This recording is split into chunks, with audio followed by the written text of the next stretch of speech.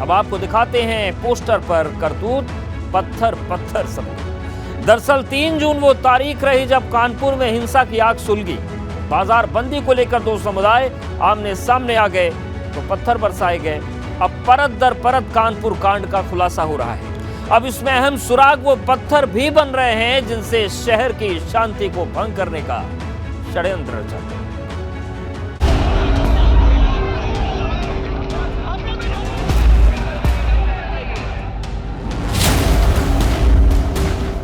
Poster पर करतूत, पत्थर पत्थर सबूत। साजिश से पर्दा उठेगा, सबका हिसाब होगा।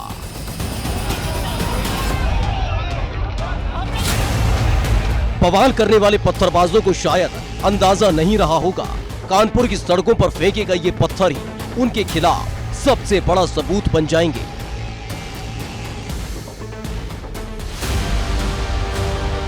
कोई सबूत छूट न जाए, इसलिए एक एक पहलू पर गौर किया जा रहा है। ये वही जगह है जब बवालियों ने जमकर पत्थर बरसाए। अब यहाँ कानपुर पुलिस और फॉरेंसिक टीम पहुंची। जांच टीम ने घटना वाली जगह से ईंट, पत्थर, पेट्रोल बम की बोतलें सबूत के तौर पर कब्जे में ली हैं।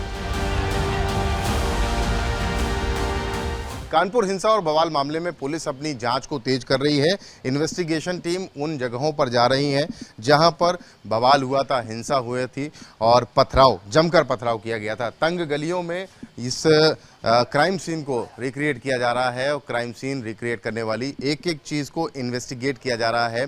अपने उपकरणों के साथ टीम्स यहाँ पर मौजूद हैं। ये देखिए नीचे की भी तस्वीरें ली जा रही हैं। जो पथराव जिस दिन हुआ, इन तंग गलियों में पथराव हुआ था और भारी बवाल हुआ था। एसीपी त्रिपुरारी पांडे के नेतृत्व में आईपीएस शिवा सिंह भी मौजूद हैं और जो टीम्स हैं वो यहाँ पर सबूतों को कलेक्ट करने में लगी हुई हैं। ऐसी तमाम टीम्स यहाँ पर हैं जो पूछताछ कर रही हैं और जानकारी जुटा रही हैं कि उस दिन आखिरकार यहाँ पर क्या क्या हो रहा था।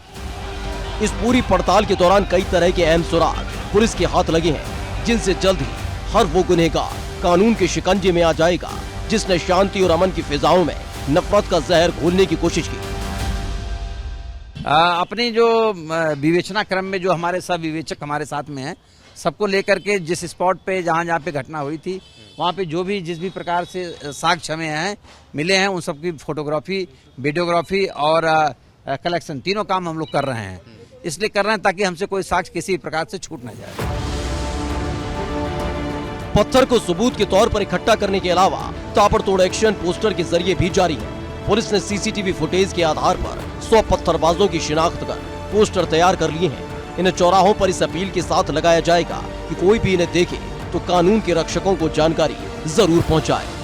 इससे पहले पुलिस 40 उपद्रवियों की तस्वीर पोस्टर के रूप में जारी कर चुकी है। इस तूफानी कार्रवाई का ही नतीजा है कि अब तक कुल 54 आरोपियों की गिरफ्तारी हो चुकी है। इन्हीं में से 3 पीएफआई के सदस्य भी हैं जिनका हिंसा में कनेक्शन सामने आया है। ये 2019 में ये 5 लोग आइडेंटिफाई हुए थे, जिसमें से 3 को अरेस्ट करके भेजा गया है। चौथा बीमार है, अभी घर पर ही है। 5वां करीब 1.5-2 साल से अपने, तो ये 2019 में आइडेंटिफाई किए गए थे और वर्तमान परिवेश में इनका कुछ लिंक मिल रहा था, जिसी में इनको गिरफ्तार करके जेल भेजा गया है। अब पीएफआई का और कोई सदस्य तो नहीं कानपुर के अंदर और हो सकते हैं, लेकिन ये 5 पूर्व के आइडेंटिफाइड थे जिन पर कार्रवाई की। इसमें 3 गिरफ्तार हुए हैं जी, 2 नहीं मिल रहे हैं या बीमार हैं? नहीं, चौथा यहीं पर है बट बीमार है और चलने फिरने की हालत में नहीं है, और 5वां जो है वो करीब 1.5-2 साल से घर छोड़कर चला गया। परत दर परत हिंसा की साजिश का हिसाब किया जा रहा है। इसी कड़ी में राष्ट्रीय बाल संरक्षण आयोग भी एक्टिव हो चुका है, क्योंकि सीसीटीवी में कई नाबालिग पथराव करते नजर आए। अब आयोग ने पुलिस कमिश्नर से 3 दिन में इस मामले को लेकर रिपोर्ट तलब की है, जबकि सतर्कता के लिए अब ड्रोन से आसमानी निगरानी शुरू कर दी गई है। कानपुर पुलिस ड्रोन से इसकी निगरानी कर रही है। आपको दिखाएं तस्वीर, इसी नई सड़क पर बवाल हुआ था, हिंसा हुई थी, पत्थरबाजी हुए थे। पत्थरबाजी के साथ साथ फायरिंग और बमबाजी भी हुई थी। तमाम अवैध इमारतें हैं जो ऊंची ऊंची इमारतों से पत्थर फेंके गए थे और उन ऊंची इमारतों पर अब निगरानी करने के लिए ड्रोन का इस्तेमाल किया जा रहा है। असल में ड्रोन वाली ये आसमानी आंख इसलिए अहम है क्योंकि हिंसा को लेकर दावा ये भी हुआ कि पत्थरबाजी घरों की छत से भी की गई। Bureau report, ABP Ganga.